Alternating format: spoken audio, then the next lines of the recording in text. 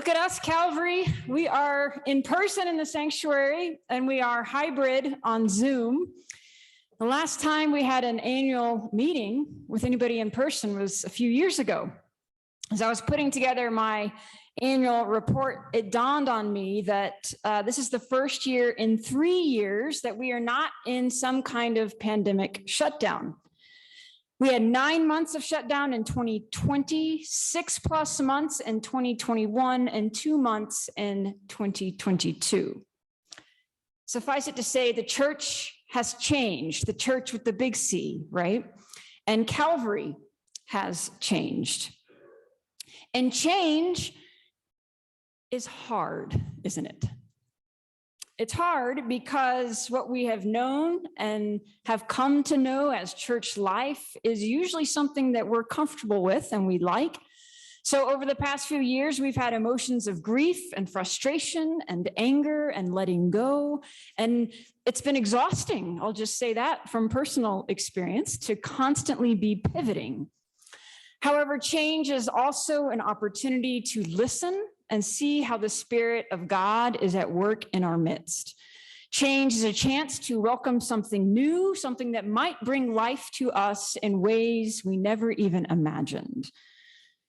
And I'll just share with you that Calvary is facing the same challenges that churches around the country are facing. We now have a much broader worshiping congregation. Some are worshiping in the pews on Sunday mornings. Some are worshiping from their homes online. Some are tuning into worship later in the week as they commute or exercise.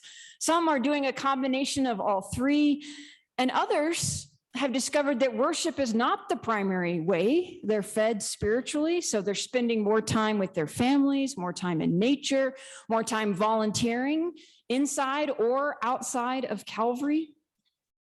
And then there's those other realities beyond worship that are affecting us, right? How our small groups have changed. Just look at this meeting. We had a few technical difficulties this morning, despite hours of practicing and going through trial runs. It is not always easy to include those online and those in the room, but it is important. It is who we are now. The devastating death of Tyree Nichols in Memphis reminds us of the ongoing work for racial justice. The people you see camping around Calvary's property that I see in the park across from my house, those looking for warmth and shelter, stability in the midst of homelessness, reminds us of our call to be God's kingdom, reminds us of the importance of bootstraps and blessings and family promise. We heard from Natalia and Ivan this morning about how we can show up and be the church for people across the world in Ukraine. And those of us as pastors will tell you that we have increased conversations with you all dealing with depression, grief, loneliness, isolation, spiritual famishness. And there are our families, those of you who are raising kids and caring for aging parents, the sandwich generation, and all that you bear and carry. People retiring and seniors who are aging. It's a lot at times. We can look at the world around us and the world within us here at Calvary, and we can feel those challenges deeply. But within them, there's so much hope, and we are showing up as the church, Calvary. Think about the testimony we heard this morning. Think about the ministries that we see happening every day. We are in this together. However, we do have a little bit of work to do in figuring out who we are in this moment together. You may look around the room and not know everyone who's here. You may look on the screen and not recognize all the names in the box, maybe not even all the names on your nominating ballot that you just raised your hand for and voted in to lead you, and you may not have met that person yet. So we're going to be embarking on a discernment process this spring to look at who Calvary is today, who is in our midst, And what are our passions? What is God calling us to do? This is a kind of self-assessment that takes courage and honesty, vulnerability, humility, and it takes participation. We have new folks who have arrived in the last few months, and those of you who have been with us for decades. And we want to all try to get together and hear each other, to hear who we are collectively. So during Lent, we are going to begin a process of listening to one another. We're working with Reverend Sam Kim. He's the Executive Associate Minister of Innovation and Design with the Evergreen Association. It's a fancy title, but basically it's his job to come in and work with churches who are trying to renew their ministries, re-envision who they are in this moment in time. He was a pastor for 20 years, so he knows what church life is, but he also has a broader vision now that he works with churches across the country. And he's not a consultant. He's not somebody we're going to pay. This is a ministry that the region offers us.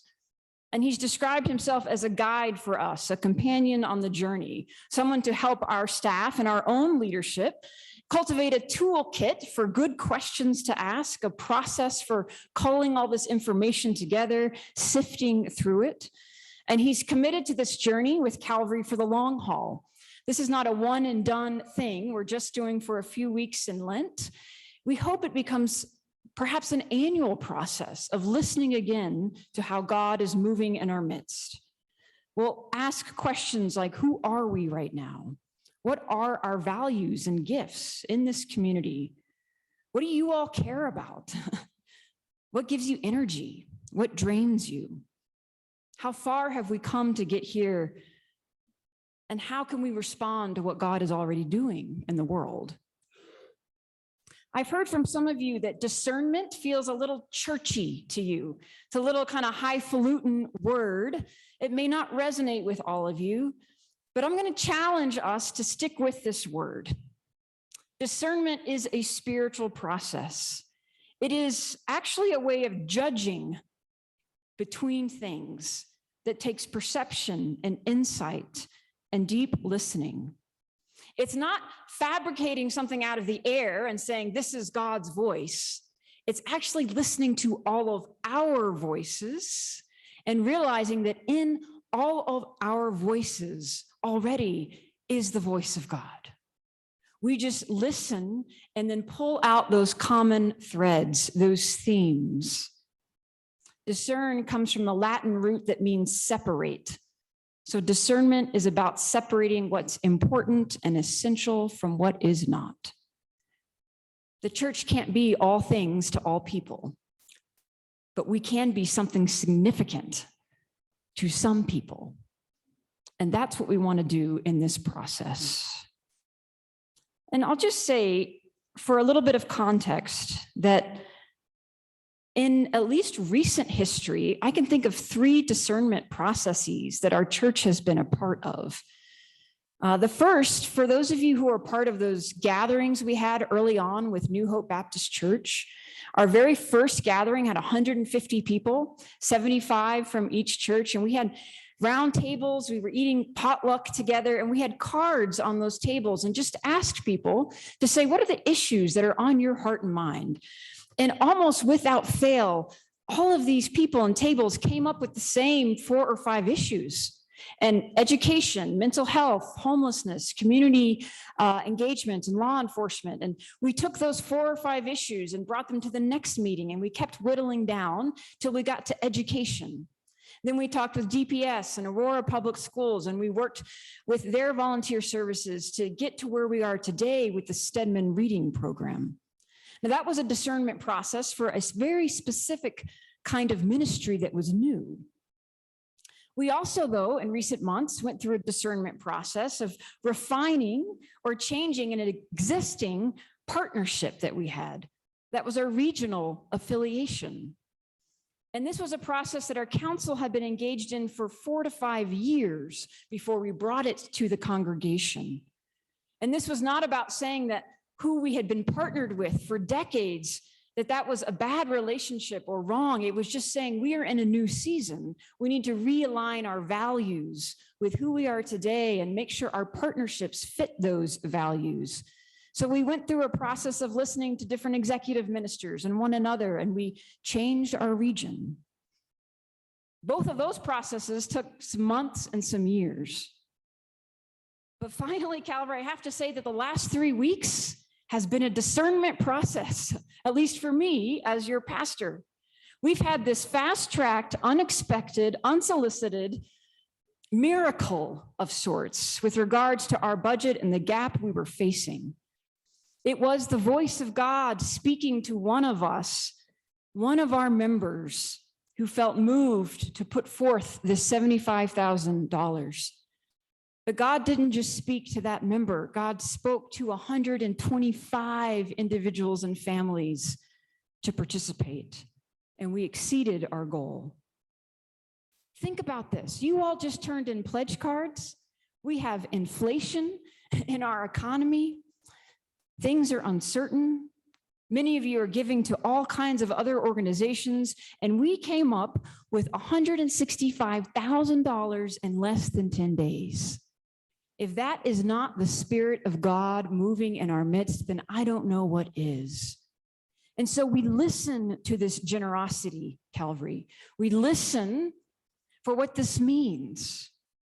Because 30 to 35 of the people who participated in this match campaign did not pledge back in the fall. That's opened my eyes to a whole new realm of possibilities of giving. We had more people participate in this campaign than we actually had pledge.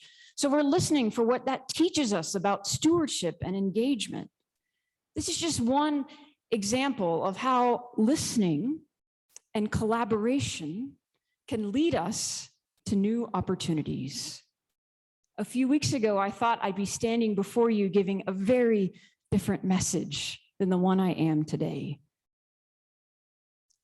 This is your personal invitation to be a part of this discernment process. You'll hear more about it in the coming weeks, but we'll have small focus groups. We'll have one-to-one conversations. We'll have large congregational meetings. There'll be multiple avenues where you can weigh in with your voice and your passions.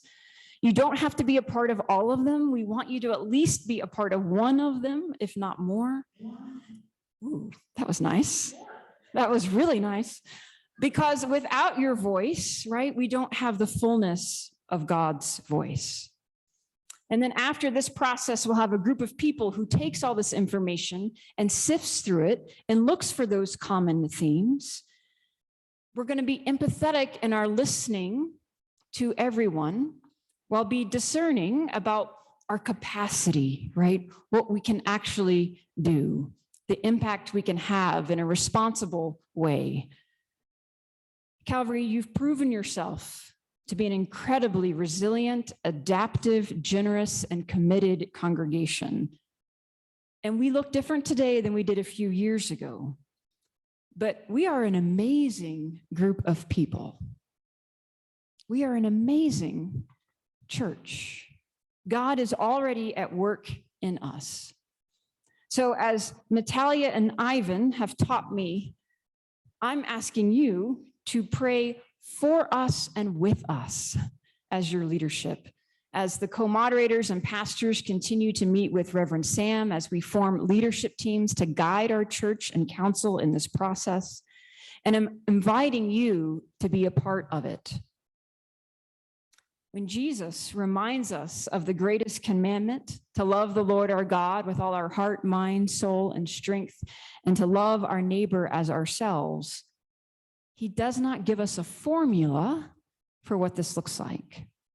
There's not a one-size-fits-all approach to how to be Calvary Baptist Church of Denver. But I believe there is a way in which God is calling us to journey for these next few months and years. And we believe that the wisdom for that way, the bricks that will pave that path, if you will, they are within each one of us already. We just have to listen, and the way will become clear. Amen.